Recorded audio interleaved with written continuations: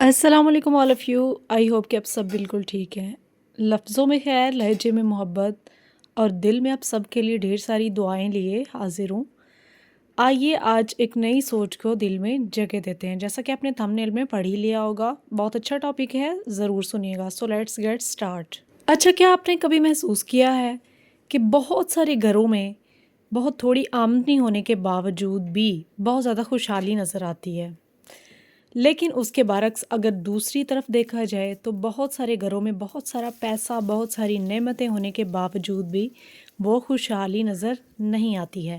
آج یہی ہم ٹاپک ڈسکس کرنے والے ہیں کہ کہاں پہ ہم غلطیاں کرتے ہیں یا کہاں پہ ہمیں اپنے آپ کو سدھارنے کی ضرورت ہے۔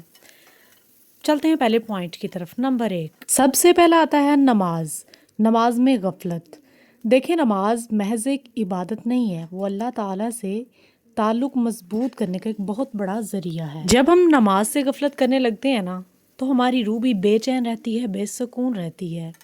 ہم اللہ تعالیٰ سے روحانی طور پہ وہ سکون حاصل نہیں کر پاتے۔ دوسری بڑی غلطی یہ ہے کہ ناشکری، یعنی کہ اللہ تعالیٰ کی دی ہوئی جو نعمتیں ہیں ان پہ ناشکری کرنا، یعنی ان کی طرف غور نہ کرنا۔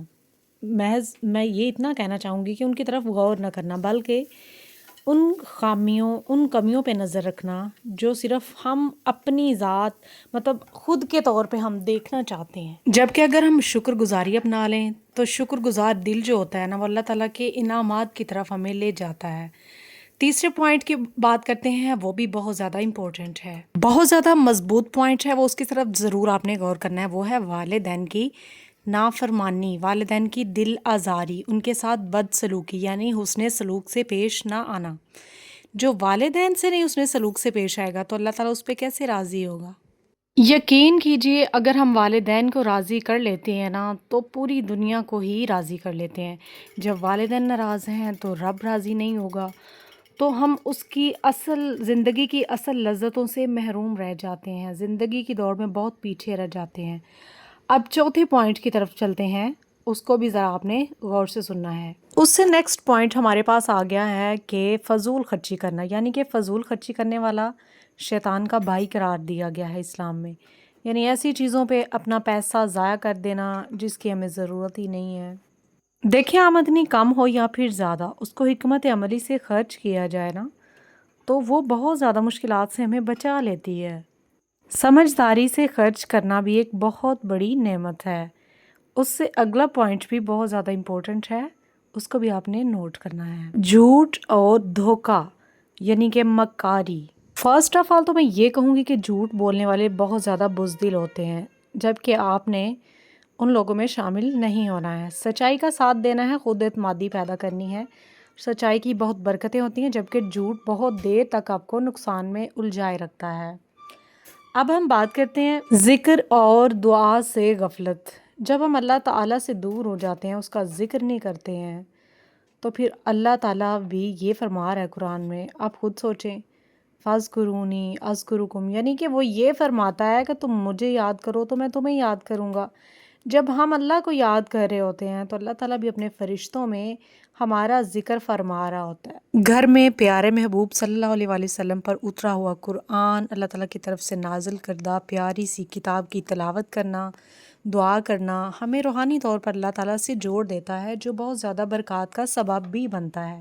دن میں کوئی ایک وقت مقرر کر لیں، جس وقت آپ بیٹھ کے استغفر اللہ یا حی یا قیوم یا پھر حسبنا اللہ نعم الوکیل نعم المولا و نعم النصیر، مطلب کوئی بھی آپ ورد کر سکتے ہیں، یا قرآن کا صرف ایک صفحہ ہی آپ پڑھ سکتے ہیں، ایک مخصوص ٹائم آپ رکھ لیں، اس کے آپ کو کیا فائدے ملیں گے یہ آپ کچھ ہی دنوں میں خود ہی دیکھیں گے۔ یہ وہ باتیں ہیں جو میں آپ لوگوں سے شیئر کرنا چاہتی تھی۔ آئی ہوپ کہ آپ کو یہ ٹاپک پسند آیا ہوگا۔ اور ہاں، ایک اور بات سنیے، سب سے آخر میں یہ کہنا چاہوں گی کہ کوئی بھی انسان مکمل نہیں ہوتا ہے، مکمل صرف اللہ تعالیٰ کی ذات ہے۔ ہر انسان میں خامیاں ہوتی ہیں، کسی میں سے نقص نہ نکالا کرے، فلاں ایسا ہے، فلاں ویسا ہے، نہیں جی، ہر انسان جو ہے وہ کسی نہ کسی ہنر میں ماہر ہوتا ہے، اور کہیں نہ کہیں وہ مار بھی کھاتا ہے۔ اسی لیے کسی کے ماحول سے، کسی کے بول چال سے یا پھر کسی کے روٹینز وغیرہ کو دیکھ کے ہم جج نہیں کر سکتے ہیں کہ کوئی انسان جو ہے وہ ایسا ہے اور ویسا ہے، ٹھیک ہے؟ اصل میں کامیابی یہ ہے کہ ہم اپنی غلطیوں کو پہچانیں، اپنی غلطیوں پہ شرمندہ ہوں، اللہ کی حضور اس کے ساتھ باتیں کریں، اس سے معافی مانگیں، اسی میں ہماری نجات ہے، یہی ہماری نجات کا سبب بھی ہے۔ اور گھر میں ایک خوشی کا ماحول تبھی پیدا ہو سکتا ہے جب ہم چھوٹی چھوٹی اپنی بری عادتوں کو اسکپ کر کے چھوٹی چھوٹی اچھی عادتوں کو اپنائیں گے، تو یہی ایک اچھی شروعات ہوتی ہے، اچھی زندگی کی شروعات یہی ہوتی ہے۔ آخر میں بہت پیاری دعا دینا چاہوں گی، اللہ تعالیٰ آپ سب کے دسترخوان وسیع کرے، آ جائیں کھانا تناول فرمائیں، کھانے کا ٹائم ہو چکا ہے، اپنا اور اپنے پیاروں کا ڈھیر سارا خیال رکھا کریں، مجھے بھی دعاؤں میں ضرور یاد رکھا کریں۔